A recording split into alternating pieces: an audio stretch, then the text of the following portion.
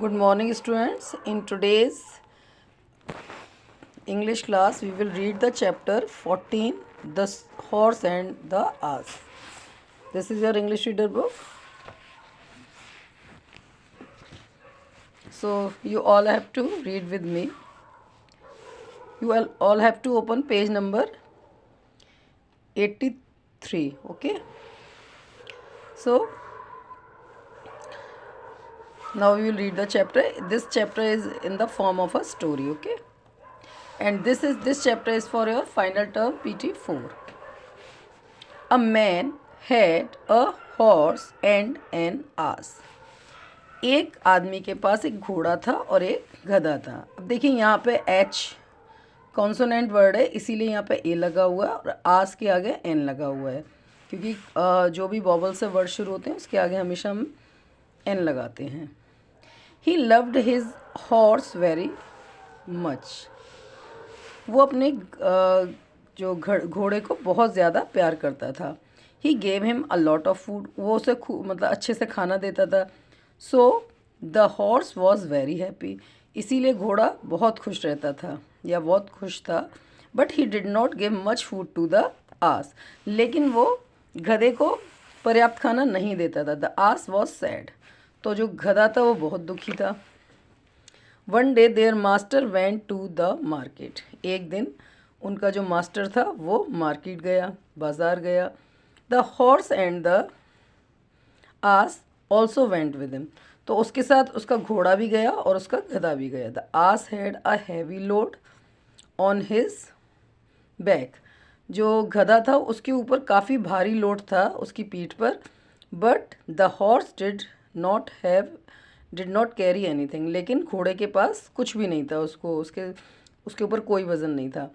On the way the ass said to the horse. रास्ते में गधे ने घोड़े से कहा, Dear friend, I am tired. दोस्त मैं बहुत थक गया हूँ, प्यारे दोस्त मैं थक गया हूँ.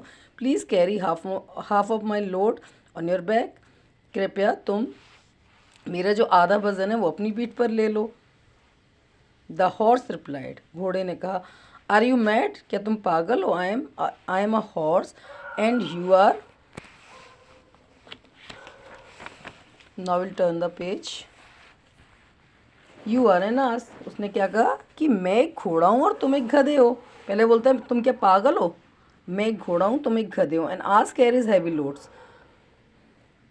गधे हैवी लोड्स उठाते हैं, भारी वज़न उठाते हैं. Horse carries only a man on his back. और जो एक घोड़ा होता है वो केवल एक आदमी को ही अपनी पीठ पर सवारी कराता है. The ass kept quiet. जो गधा था वो शांत हो गया. He thought. उसने सोचा, this fellow is very proud of himself. उसने क्या सोचा कि ये जो मेरा साथी है इसको अपने ऊपर बहुत घमंड है.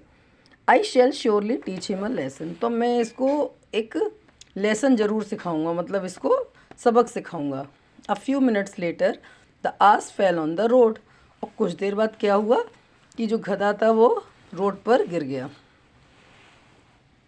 ही क्लोज्ड हिज आइज. और उसने अपनी आंखें बंद कर ली. And did not get up. और उठा नहीं फिर वो.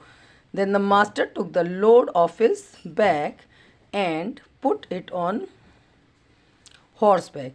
उसके बाद मास्टर ने क्या किया, जो गधे का सारा वजन था वो उस पर से उतारा और घोड़े पर रख दिया. The horse was not happy. तो जो घोड़ा था वो बिल्कुल भी खुश नहीं था. But he could not do anything. लेकिन अब वो कुछ नहीं कर सकता था. A few minutes later. और कुछ मिनट के बाद the ass said to the horse. गधे ने घोड़े से कहा, हॉर्स डोंट कैरी लोड्स. घोड़े जो हैं वज़न नहीं उठाते. But today a horse is carrying a big load on his back. लेकिन आज एक घोड़ा बहुत ही भारी वज़न अपनी पीठ पे उठा रहा है. He is a brave fellow. वो बहुत ही बहादुर है. जो घोड़ा वज़न उठा रहा है वो बहुत ही बहादुर है. The horse was ashamed of what he had done. और घोड़े को बड़ी शर्म आई. किस बात पर आई कि जो उसके साथ हो रहा था. एक तो इसी बात पे शर्म आई थी, दूसरा जो उसने व्यवहार किया था जिसकी वजह से गधे ने उसके साथ ऐसा किया, तो उसको अपने जो उसने किया था उस पर बहुत शर्म आई. ठीक है. Tomorrow we will do its back exercise work, okay. आप सभी बच्चों को ये चैप्टर पढ़ना है, रीड करिए, रीडिंग की अच्छे से प्रैक्टिस करिए, ठीक है। Thank you.